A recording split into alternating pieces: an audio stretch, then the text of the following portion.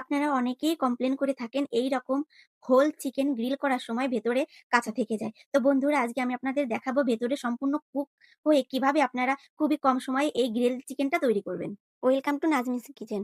বন্ধুরা আমার চ্যানেলটি সাবস্ক্রাইব করার এবং সম্পূর্ণ ভিডিওটি দেখার অনুরোধ রইল। এখন একটা হোল চিকেন চামড়া ছাড়িয়ে ছুরি দিয়ে ঠিক এইভাবে কাট করে নিব। তারপর এখানে একটি সুতা দিয়ে চিকেনের পা ২ টি ভালোভাবে বেঁধে নিব। এবার চুলায় একটি প্যানে গরম পানি করে নিয়ে সেই গরম পানির ভেতর তেজপাতা, দালচিনি, এলাচি ফল এবং লবঙ্গ দিয়ে দিব। আর এখানে আমি ২ টা মিডিয়াম সাইজের পেঁয়াজ, ৩ কোয়া রসুন পেস্ট করে নিয়ে এই গরম পানির ভেতর দিয়ে দেব। তারপর ১ চামচ লবণ, ১ চামচ হলুদ এবং ১ চামচ গুঁড়ামরিচ দিয়ে দিব। আর এখানে আমি প্যাকেটের চিকেন বারবিকিউ মাসালার ১ চামচও দিয়ে দিব। এখন একটি স্প্যাচুলা দিয়ে সমস্ত মসলাটা পানির সাথে ভালোভাবে মিশিয়ে নিয়ে ১ টেবিল চামচ সয়াবিন তেল দিয়ে দেব। এখন এই পানির ভেতরে আমি হোল চিকেনটা সেদ্ধ করতে দিব।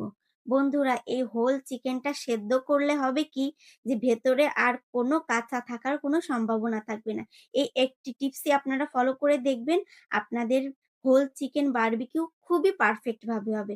আমি এখানে বন্ধুরা ১০ মিনিট কুক করে নিয়েছি। ১০ মিনিট কুক করার পর দেখেন মসলাটা মাখো, মাখো হয়ে পানিটা শুকিয়ে এসেছে। এখন এ পর্যায়ে আমি হোল চিকেনটা নামিয়ে রাখবো এবং এই মসলাটা আলাদা একটি বাটিতে উঠিয়ে রাখবো। এখন একটা প্যানে পরিমাণ মতো সয়াবিন তেল গরম করে তার ভেতরে আমি ১ টুকরা বাটার দিয়ে দিব। বন্ধুরা এই বাটারটা দিলে স্মেলটা খুবই ভালো আসবে। এখন এই বাটারের ভেতরে আমি হোল চিকেনটা দিয়ে দেব এবং যে মসলাটা আলাদা করে রাখছিলাম সেটাও চামচ দিয়ে তারপর একটা অয়েল ব্রাশ দিয়ে সম্পূর্ণ চিকেনটার উপর সুন্দরভাবে মসলাটা ব্রাশ করে দিব।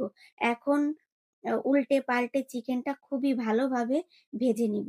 বন্ধুরা এই চিকেনটা ভাজার সময় বাটারের স্মেলটা যে কি দারুণ আসবে, আপনাদের সারা ঘর পুরো মোমো করবে গন্ধেতে।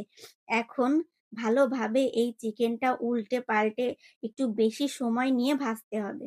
বন্ধুরা এখানে ৭ থেকে ৮ মিনিট মতো চিকেনটা উল্টে পাল্টে ভালোভাবে ভেজে নিলেই রেডি হয়ে যাবে খুবই মজাদার এবং খুবই সহজ উপায়ে হোল চিকেন গ্রিল।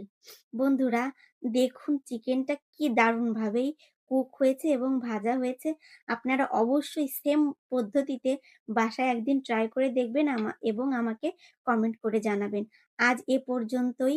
ভালো থাকবেন এবং অবশ্যই আমার চ্যানেলটিকে সাবস্ক্রাইব করার অনুরোধ রইল। ধন্যবাদ।